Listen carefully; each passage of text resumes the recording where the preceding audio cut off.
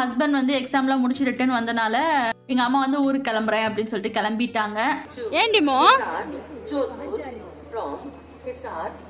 எங்க அம்மா ஊருக்கு போதாமா? நீ போறியா? நீ போறியா? தம்பி வந்து நாங்கள் இங்கே தூக்கிட்டு வந்தோம் 4 மந்த்ல தான் தூக்கிட்டு வந்தோம். அப்போ வந்து அவனுக்கு எதுவுமே தெரியல. ரிட்டர்ன் இப்போ எங்க அம்மா வந்ததுக்கு அப்புறமா அவனுக்கு வந்து என்ன ரியாக்ட் பண்றதுன்னு தெரியாம அப்படியே வந்து முழிச்சிட்டு இருந்தான், யாரும் தெரியாத மாதிரி. இப்போ வந்து நல்லா ஒட்டிக்கிட்டான். இப்போ ரிட்டர்ன் வந்து எங்ககிட்ட அவன் வர மாட்டேன்ட்டான். நாங்கள் ரயில்வே ஸ்டேஷன் போனதுக்கு அப்புறமா கொஞ்சம் நேரம் கழிச்சு தான் ஆக்சுவலாக ட்ரெயினே வந்துச்சு. இது வந்து டைரக்ட் ட்ரெயின் இங்கே ஜோத்பூர்ல இருந்து திருச்சி வர்றது. நாக்பூர் ஆந்திரா வழியா சென்னை, விழுப்புரம், திருச்சி அந்த மாதிரி வரும். இந்த ட்ரெயின் வந்து உங்களுக்கு வீக்லி ஒன்ஸ் தான் இருக்குது இங்க ஜோத்பூர்ல இருந்து உங்களுக்கு திருச்சி வர்றதுக்கு. புதன்கிழமை சாயந்தரம் மட்டும்தான் இருக்குது. எப்படி பிடிச்சிருக்கிறான்னு பாரு.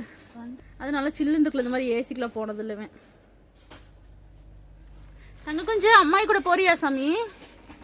இங்க பாரு தங்கம்.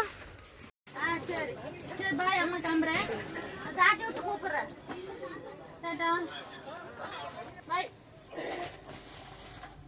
போலாம். இன்னும் வரலையாம்மா? அங்க பாரு, தலையா பாரு. இறங்க முடியாது.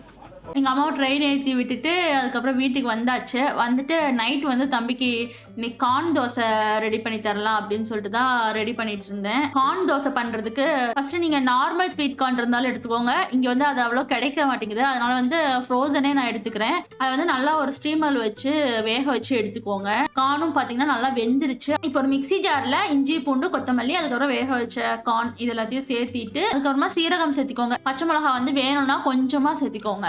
லைட்டா தண்ணி சேர்த்துட்டு நல்லா அதை பேஸ்டா அரைச்சு எடுத்துக்கோங்க. அப்புறமா மாவு சேர்த்திட்டு நல்லா அதை மிக்ஸ் பண்ணி எடுத்துருங்க. இன்னைக்கு வந்து நான் அவனுக்கு குட்டி குட்டி தோசையா தான் ஊத்திட்டு இருந்தேன். குட்டி குட்டி தோசையா ஊத்தினா கொஞ்சம் சீக்கிரமா வெந்துரும் அப்படின்னு சொல்லிட்டு கொஞ்சம் வந்து அந்த ஸ்பாஞ்சியா இருந்ததான் சாப்பிட்றான்.